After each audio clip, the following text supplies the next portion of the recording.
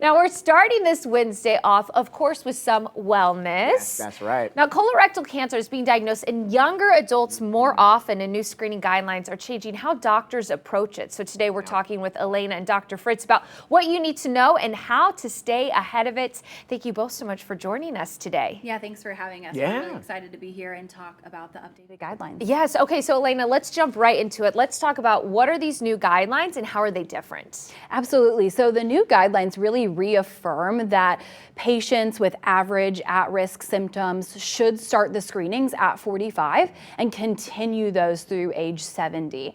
The new guidelines are opening up options for patients. We're really trying to meet patients where they are at. And so our new guidelines are including new at-home tests that you can do with a stool sample or a new blood-based test, as well as a blood-based test that you can get in the doctor's office. Yeah, making it easier for people. Wow. And, is colorectal cancer something that's more frequent nowadays? Are we seeing that more often?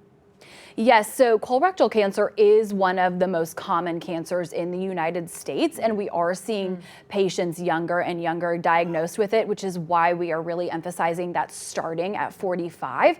And it is the leading cancer-causing related death for those under 50. Wow. So we really want to reiterate that you know your symptoms, talk with your doctor. The gold standard is still to get the colonoscopy, but we want to expand those options for patients. Of course, especially with those alarming numbers. So let's back it up here, Dr. Fritz. So what is colorectal cancer? Why are cancer screenings so important for it? So colorectal cancer is really a cancer that starts as a small growth or a polyp in your large intestine. Okay. And screening is so important because if we can catch those polyps, see them and remove them early, it can be preventable. So colorectal cancer is a very preventable disease if you undergo screening. Yeah. Interesting. I got my screening down. I'm like, I had some weird stomach things going on. I'm like, I had to rule it out. And honestly, it was a super easy process. But, with these guidelines and everything, turning the dial back on the age, what is it that we're seeing, that's triggering, Yeah, why is it why younger is this, people? Why is this younger people? I mean, you all are asking the question that many of the researchers at Siteman and around the country are asking. And what we know right now is that the rise is real. Yeah. We truly believe and understand that the age of diagnosis is getting lower and that we need to be focused on this.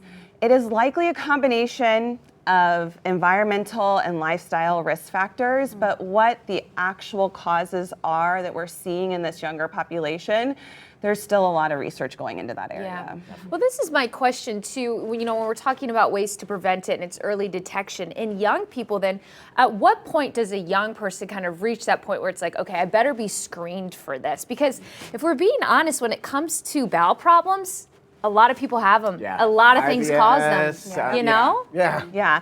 So I think that if you can put yourself in an average risk category, saying that you don't have any bowel problems, you're feeling fine, and you don't have any family history of colorectal cancer, 45 is the age to start screening. Yeah. But I think some of the work that we do at Siteman and that we're really focused on is really paying attention to symptoms. Yeah.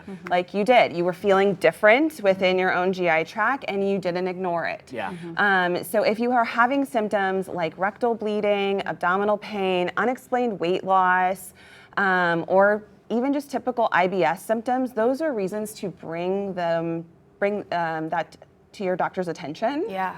So that you can have an investigation. Right. Awesome. Amazing. Well, Yeah. thank you both so much for joining us today and certainly for all that you're doing to help. And you can actually go to yourdiseaserisk.com. It's a wonderful tool that Siteman has online to help assess your risk of colorectal cancer and other cancer types. And it will even suggest ways to help lower your risk as well. As always, you can check out kck.com/showme for more.